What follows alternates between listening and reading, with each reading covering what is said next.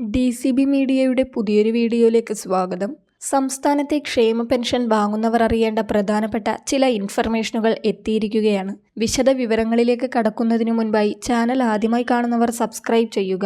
Video like ചെയ്ത് support തരിക. ഫേസ്ബുക്കിൽ കാണുന്നവർ പേജ് ഫോളോ കൂടി ചെയ്യുക. ഫെബ്രുവരി 7 വെള്ളിയാഴ്ച അവതരിപ്പിക്കുന്ന ബജറ്റിൽ ക്ഷേമ പെൻഷൻ തുകയിൽ വർധന പ്രഖ്യാപിക്കുമെന്നാണ് ഇന്നിറങ്ങിയ മിക്ക പത്രങ്ങളും റിപ്പോർട്ട് ചെയ്തിരിക്കുന്നത്. നിലവിൽ മാസം 1600 രൂപ വീതമാണ് സാമൂഹ്യ സുരക്ഷാ പെൻഷനുകളും സർക്കാർ ധനസഹായത്തോടെ വിതരണം ചെയ്യുന്ന ക്ഷേമനിധി ബോർഡ് പെൻഷനുകളും വിതരണം ചെയ്യുന്നത്.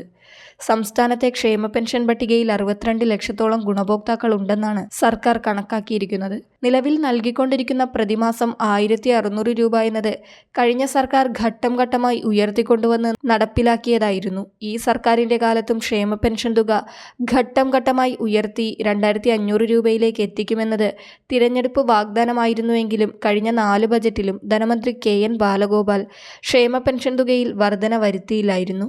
അതിനാൽ തന്നെ അദ്ദേഹത്തിൻ്റെ 5ാമത്തെയും ഈ മന്ത്രിസഭയുടെ അവസാനത്തെ സമ്പൂർണ്ണ ബജറ്റുമായ മറ്റന്നാൾ അവതരിപ്പിക്കുന്ന ബജറ്റിൽ 100 മുതൽ 200 രൂപ വരെയുള്ള ഒരു വർധന ക്ഷേമ പെൻഷൻ തുകയിൽ വരുമെന്ന വാർത്തകളാണ് ഇന്ന് വന്നിരിക്കുന്നത്.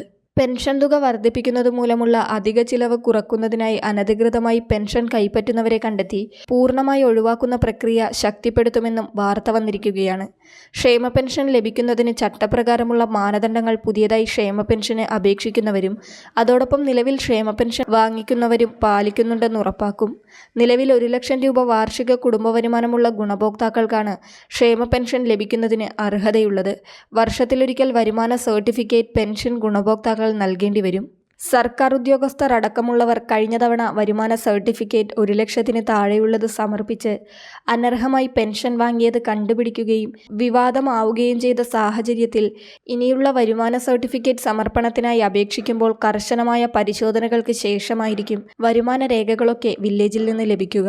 അതുപോലെ തന്നെ മസ്റ്ററിങ്ങും കുറ്റമറ്റതാക്കുവാൻ സർക്കാർ നടപടികൾ എടുക്കുകയാണ്. ഇതിന്റെ ഭാഗമായി വീടുകളിലേക്ക് പെൻഷൻ കൈപ്പറ്റുമ്പോൾ തന്നെ മസ്റ്റർ ചെയ്യുന്ന പരിഷ്കാരവും ആലോചനയിൽ ഉണ്ടെന്ന് സർക്കാർ വൃത്തങ്ങൾ സൂചിപ്പിക്കുന്നു.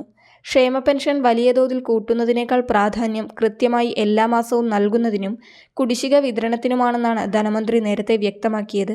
സാമ്പത്തിക കാരണങ്ങളാൽ ക്ഷേമ പെൻഷൻ വിതരണം സർക്കാരിന് വലിയ വെല്ലുവിളിയാണെങ്കിലും 5 വർഷം പൂർത്തിയാകുമ്പോൾ 55,000 കോടി രൂപ ഈ സർക്കാർ ക്ഷേമ പെൻഷൻ വിതരണത്തിനായി ചിലവിട്ടിരിക്കുന്നെന്നും ധനമന്ത്രി KN ബാലഗോപാൽ വ്യക്തമാക്കിയിട്ടുണ്ട്. നേരത്തെ 5 മാസമുണ്ടായിരുന്ന ക്ഷേമ പെൻഷൻ കുടിശ്ശികയിൽ സർക്കാർ അറിയിച്ചിരുന്നതുപോലെ തന്നെ 2 ഗഡുക്കൾ ഈ സാമ്പത്തിക വർഷം വിതരണം ചെയ്തിരിക്കുകയാണ്. 2 മാസത്തെ ഗഡു ജനുവരിയിലാണ് നൽകിയത്.